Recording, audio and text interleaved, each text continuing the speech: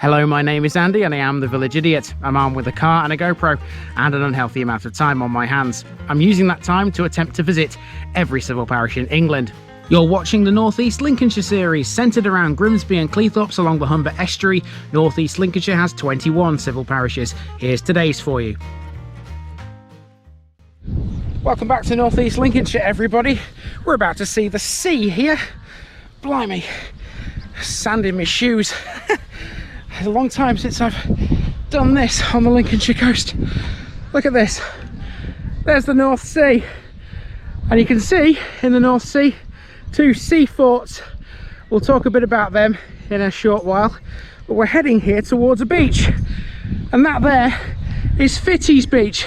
And that is where we're going to start the parish of Humberston.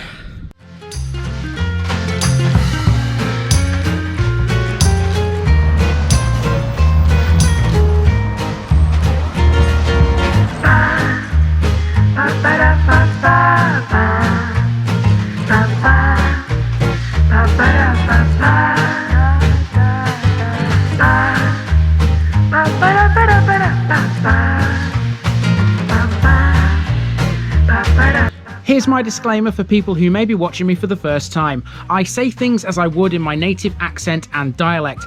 As a result, I may not pronounce things in the same way as the locals do. Remember, I'm a visitor. It's impossible to know everything. Leave me a comment, spin me a like and bash that subscribe button. Let's get to today's parish video. One of the largest villages in Lincolnshire, welcome to the almighty Humberston, which occupies a tract of coastal land on the Humber Estuary, sharing a border with the town of Cleethorpes. The village's boundary with Cleethorpes runs along North Sea Lane and Humberston Road. Humberston as a settlement is still going through a transformational period as it continues to expand further and further. It was once a quiet village which relied on fishing, but now it's become a vibrant commuter settlement with many of its residents working in Grimsby and Cleethorpes. It also welcomes every year thousands of holidaymakers who flock to the Lincolnshire coast.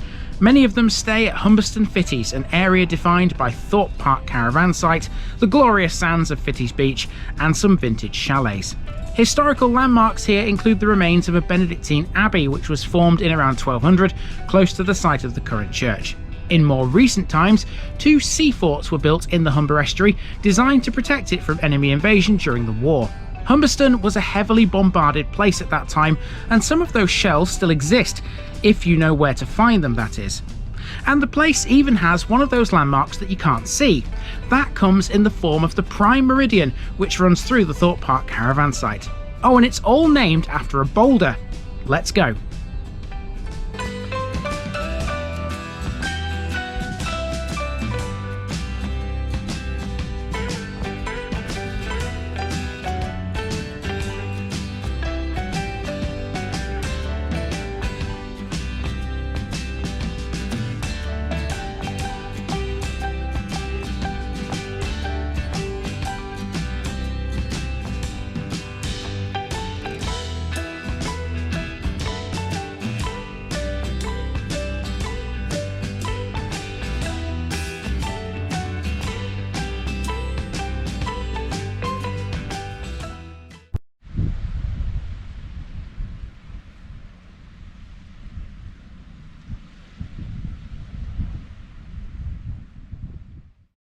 Humberston is a coastal place and as such it has a beach.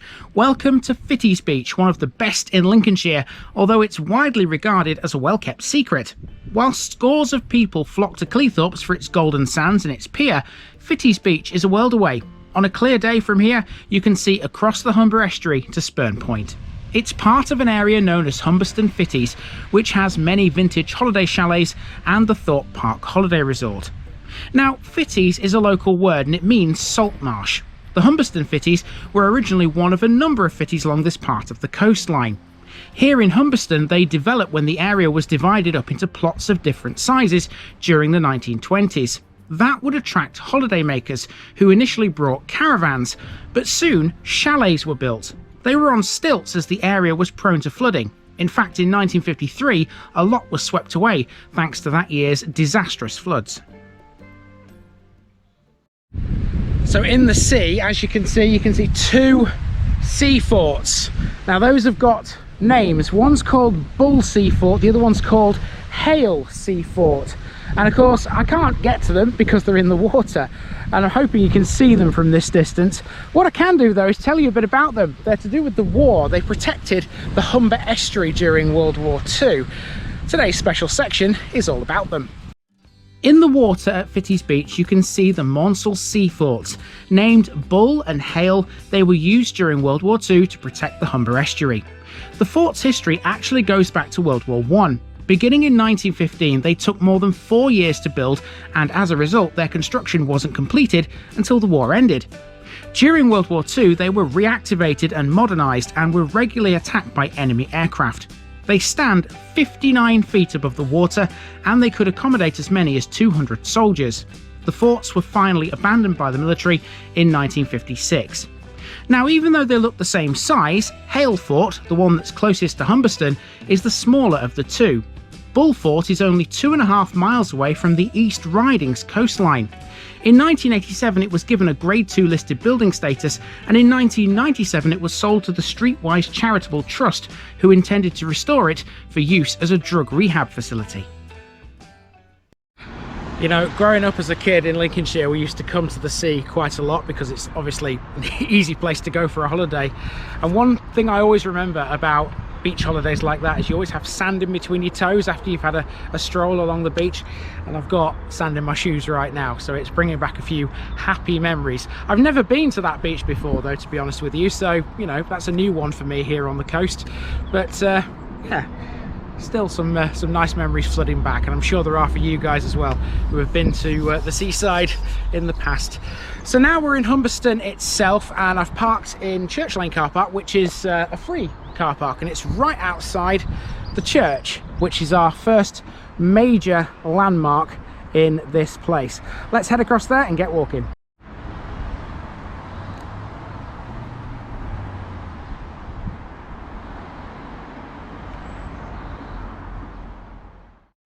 St Peter's Church is both the oldest and the tallest building in Humberston.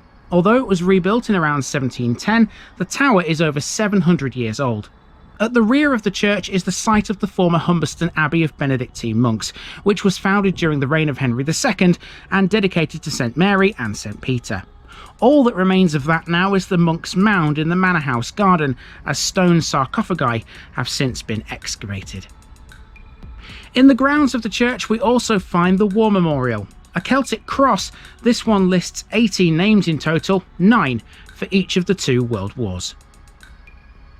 Outside the church is a bus stop. Humberston is served by 2 main routes, these being the number 8 and the number 50, which will get you to most places around Grimsby. Humberston Avenue now, and here's the Methodist Chapel, built in 1907. This replaced an older chapel which dated from 1835. Okay, so on this road here, which leads to New Waltham, you'll find a school. It's a long way up there. You won't be able to see it, I don't think, from this distance, but there's a road off to the right in the very far distance up there, and it goes to the school, which is up there. There's actually 2 schools up there. We're going to be covering those last because the next parish in this series is New Waltham, so I need to drive down here anyway. So I'm turning around at this point and we're going to head around Humberston and see what else it's got. It's generally residential, but there are a few things thrown in, and one landmark in particular will have you all talking.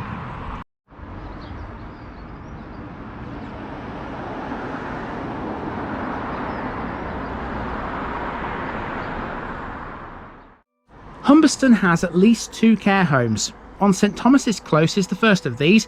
This is Alderley, which can accommodate for up to 40 residents. Now we're on Church Avenue, which divides Humberston into 2 unequal halves, one to the east and one to the west. The western side is the smaller and it's wholly residential. The eastern side has much more in the way of landmarks, but we'll get to those.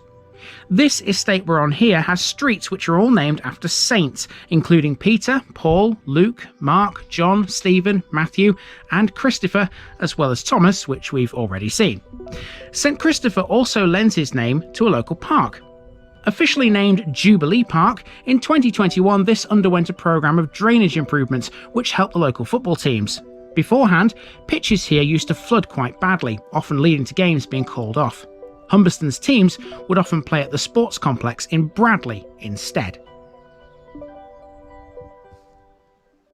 Quite a peaceful affair, this western section. Lots of bungalows here, I'm sure you've noticed that. I think there's probably quite a lot of, I won't say old people here, but certainly aging people, retired people, shall we say. Nice place to retire to. It's near the sea. You've got the sea, you've got the sea breeze, you've got a beach close by, and it's just quiet and nice. Certainly our idea when we get older is to retire somewhere close to the sea, although Nikki actually wants a place that's got a big window that actually overlooks the sea itself. Sit in it with a stitch in. Not my thing, but you know, it's our idea of heaven when we get older. Let's carry on.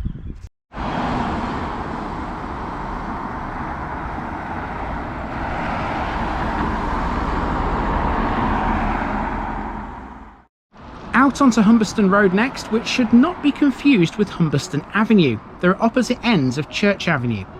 There's a lot of shops and small businesses in this area. You'll have just seen Red Line motor services to begin this section, and where the road hits a roundabout, there's a series of takeaways, including a Chinese and a pizza house and a chippy. Now, it's fair to say with the amount of holidaymakers around this place in the summer, these will always do well. Opposite these shops is an old barn-like building. Originally one house, but now two. It's one of Humberston's oldest, dating back to the late 17th century. Then you'll see a set of brick entrance gates. This is the entrance to Cleethorpes Country Park. Once farmland, it runs to 160 acres and features a man-made lake in its centre. The park is not in the parish though. Check this out, mind you, the old logo of Cleethorpes Borough Council, which was abolished in 1996. I've just spotted something on the other side of the road opposite these gates, so I'm just going to go across and see what it's all about. It's some kind of memorial. It says, celebrating 100 years of Humberston Village Council, 1922 to 2022. So that's fairly new, must have been put here last year. There's a flag which is next to it, and it's the Lincolnshire flag. Lovely, always like seeing one of them.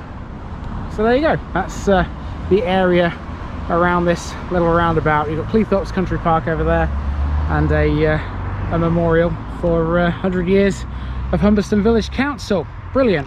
Right, the route continues, and we're going to head straight down North Sea Lane for a short while and see what else is down here.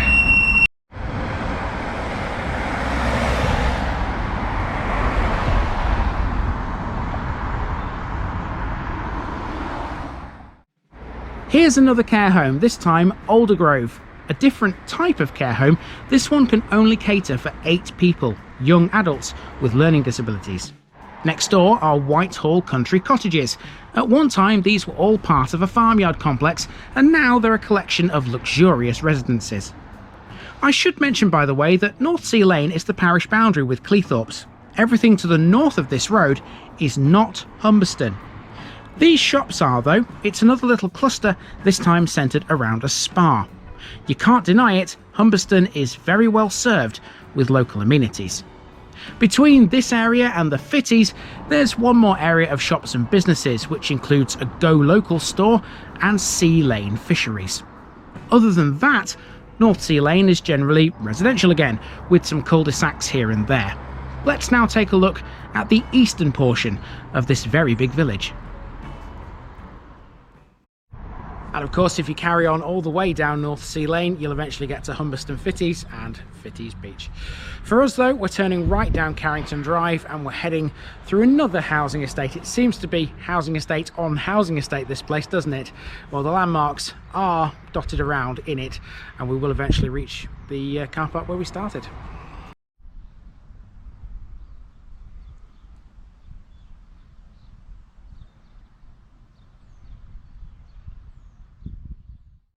Time for another housing estate, and this is Lidgard Road, which runs almost parallel with and to the south of North Sea Lane. It'll take us to not just one, but 2 pubs. Here's the first, the Countryman, a traditional local which welcomes tourists as well as Humberston's residents. It offers a good menu, but so too does the Coach House on Fieldhouse Road. Known to the locals as the Coachy, this is an award-winning restaurant, bar and grill. Head south down Fieldhouse Road and you'll pass yet more shops, and then the area becomes residential once again. Now, at one time, all of this area would have been farmland. If you know where to go, you can find one of the farms which farm these very fields. By taking a footpath which runs towards Church Lane, I was able to capture the back entrance to Midfield Farm Cottage. Keep that name in mind, it'll become important later when we hit the library. Okay, so we've reached this footpath here which runs down the side of a school, which you can see behind me. There's also some kind of police headquarters here as well. Not quite sure what it is, but it's got police written on this building to the right here. You can see the school in shot now. I'll turn the camera slightly. You can see it says police just there. And this is the start point for the last section of this walk, which will take us back to the car park at Church Lane.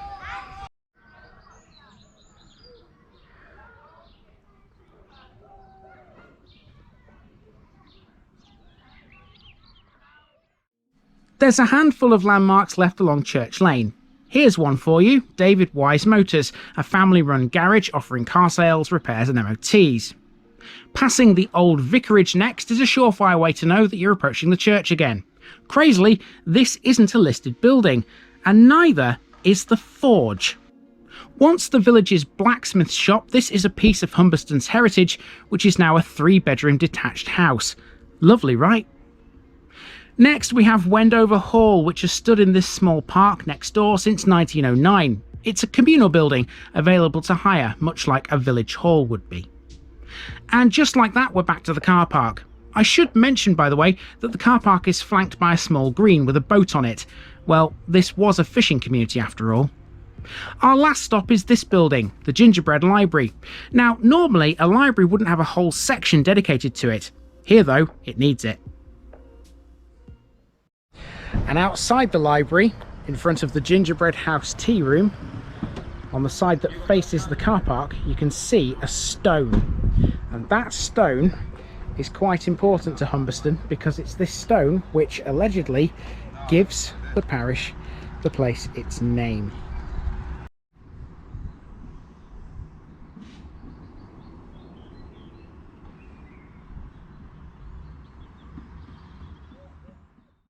$11,500 years ago, a large boulder was deposited on the site of the former Midfield farm. Named the Humber Stone, there's no evidence whatsoever that this is the actual stone from which the village gets its name, but according to Hull University, the fact it's a glacial boulder of Scottish origin makes it likely. Yeah, I don't understand why either. Anyway, it's outside the library, which is quite the landmark in itself. It's both a library and a tea room. What's more, its history is written on its windows. Here we can see it was opened in 1971 by Margaret Thatcher. In fact, the library has many more panes of glass with Humberston's history on them. This one, for example, tells us about more than 1,000 bombs which landed here during World War II. One, apparently, is still under someone's garage, but it's apparently safe as well. This Banksy-inspired artwork on the library wall brings this amazing walk to a conclusion.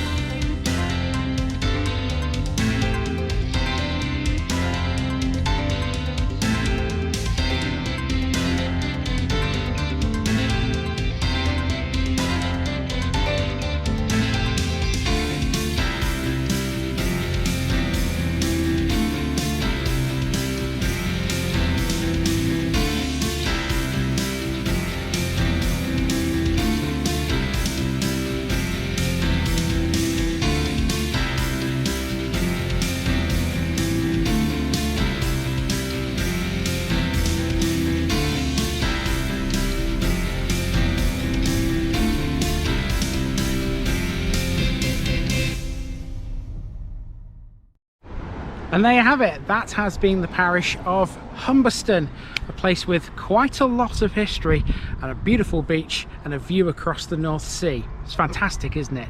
Now, there's only one more thing I've got left to do here in Humberston, and that is take you to the schools, as I promised earlier, on the way into New Waltham. So let's hop in that and get on with it. Our last stop is Humberston Academy, a secondary school just off the road to New Waltham. The school opened in 1977 as Humberston Comprehensive School. In 2009, the school's name changed to Humberston Maths and Computing College, and 2 years later, in 2011, it converted to academy status. It's had some notable former pupils in its time, including 2 Grimsby town footballers, Max Wright and Harry Clifton. The well-known weather presenter on BBC Look North, Keely Donovan, also attended school here too. The other school in this area is Humberston Cloverfields, the other of the village's primary schools. Now, it's worth mentioning that on the road towards New Waltham, as you exit this, you also pass Humberston Cemetery, which is on the left-hand side, and the 18-hole Humberston Park Golf Club on the right. Other than that, I'll see you literally just down the road next week. That's been Humberston, folks.